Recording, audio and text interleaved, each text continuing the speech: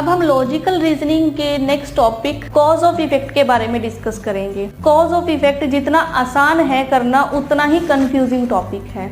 ठीक है, इसमें स्टूडेंट जनरली मिस्टेक करते हैं। मिस्टेक वो क्या करते हैं कि उन्हें पता ही नहीं होता कि इस क्वेश्चन में क्या नीड है और इस क्वेश्चन का जो फाइनल आंसर है वो हम कैसे फाइंड आउट करेंगे।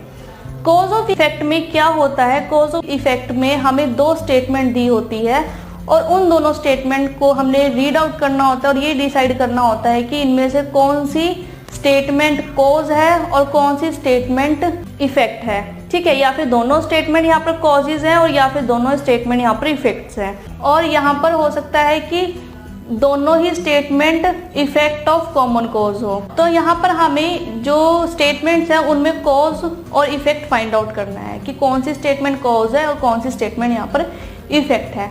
अगर हम ये फाइंड आउट कर लेते हैं तो हमारे लिए इस क्वेश्चन का आंसर देना इजी हो जाएगा। इस तरह के क्वेश्चन को करने की सिर्फ एक ही टिप है कि आप इस पर अच्छे से प्रैक्टिस करिए, ताकि अगर आप प्रैक्टिस करेंगे तो ही इस तरह के क्वेश्चन को सॉल्व कर पाएंगे। तो आइए इससे रिलेटेड कुछ एग्जाम्पल्स देखते हैं।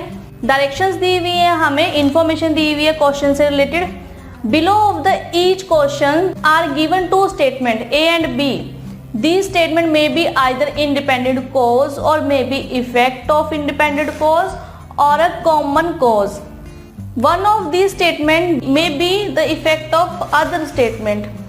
Read both the statement and decide which of the following answer. Choose correctly the relationship between these two statement. Clear है हमें कि यहाँ पर जो क्वेश्चन दिए गए हैं उनमें हमारे पास दो स्टेटमेंट है ए और बी। यहाँ पर जो स्टेटमेंट दी गई है वो इंडिपेंडेंट कॉज हो सकती है या फिर इंडिपेंडेंट इफेक्ट हो सकती है। ठीक है, इंडिपेंडेंट कॉज ऑफ इफेक्ट हो सकती है या फिर कॉमन कॉज हो सकते हैं इन स्टेटमेंट जो हमें दी हुई है। स्टेटमेंट रीड करनी है और हमें ये बताना है कौन सा करेक्टली आंसर होगा, और हमें यहाँ पर नीचे ऑप्शंस दिए हुए हैं। तो यहाँ पर ऑप्शन है mark answer A if statement A is the cause of statement B is its effect. तो यहाँ पर ऑप्शन ए है कि हमने मार्क करना है ऑप्शन ए को अगर स्टेटमेंट ए जो है वो कॉज है और स्टेटमेंट बी जो है वो उसका इफेक्ट है। सेकेंड ऑप्शन है यहाँ पर B, mark answer B if statement B is the cause and statement A is its effect. Clear है। Mark answer C if both the statement A and B are independent cause, ये भी clear है।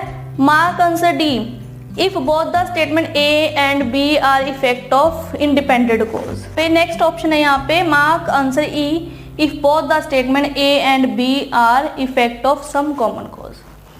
ठीक है, तो आइए हम questions करते हैं ताकि हमें क्लियर हो सके कि हम इस तरह के क्वेश्चन को कैसे सोल्व कर सकते हैं। फर्स्ट क्वेश्चन है यहाँ पे जहाँ पर हमें स्टेटमेंट्स दी हुई हैं, दो स्टेटमेंट्स है A and B। The government has increase number of buses playing between Mumbai and Surat. Second statement यहाँ पे the government has allowed private bus owners to operate between Mumbai and Surat. तो यहाँ पर हमारे पास दो स्टेटमेंट है, जहाँ पर फर्स्ट स्टेटमेंट में जो गवर्नमेंट है उसने मुंबई और सूरत के बीच में नंबर ऑफ बसेज है वो इंक्रीज की है। ठीक है, और सेकेंड स्टेटमेंट में गवर्नमेंट ने अलाउड किया है प्राइवेट बस के ऑनर्स को कि वो मुंबई से सूरत के बीच काम कर सकते हैं। यहाँ पर अगर हम दोनों स्टेटमेंट को देखें तो यहाँ पर दोनों स्टेटमेंट में कॉमन कॉज है। सेम कारण है यहाँ पर कि गवर्नमेंट ने अलाउड किया है बसेस को इंक्रीज किया है और प्राइवेट बस के ओनर को भी अलाउड किया है कि वो मुंबई से सूरत के बीच काम कर सकते हैं। ठीक है, यानी कि यहाँ पर जो दोनों स्टेटमेंट का कॉज है वो कॉमन है। ठीक है, तो यहाँ पर हमारा जो आंसर होगा वो होगा option E. Option E both statement A and B are effect of some common cause। यहाँ पर हमारे पास आंसर है ऑप्शन ई, क्योंकि यहाँ पर हमें रीड आउट करने से ये पता चल रहा है यहाँ पर कुछ कॉमन रीजंस के कारण गवर्नमेंट ने नंबर ऑफ बसेज है वो इंक्रीज किया है यहाँ पर। और सेकंड जो स्टेटमेंट है उसमें भी हमें ये पता लग रहा है कि जो गवर्नमेंट है उसने प्राइवेट बस को भी अलाउड कर दिया है कि वो मुंबई और सूरत के बीच काम कर सकते हैं। अब कुछ कॉमन कॉज रहे होंगे जिसके कारण गवर्नमेंट ने यहाँ पर बसों की संख्या इंक्रीज की है। तो यहाँ पर जो ये इफेक्ट हुआ है जिन कॉमन कॉजेज के कारण ये इफेक्ट है कि जो बसों की संख्या गवर्नमेंट को बढ़ानी पड़ी है। ठीक है, तो इसका आंसर होगा हमारे पास ऑप्शन ई।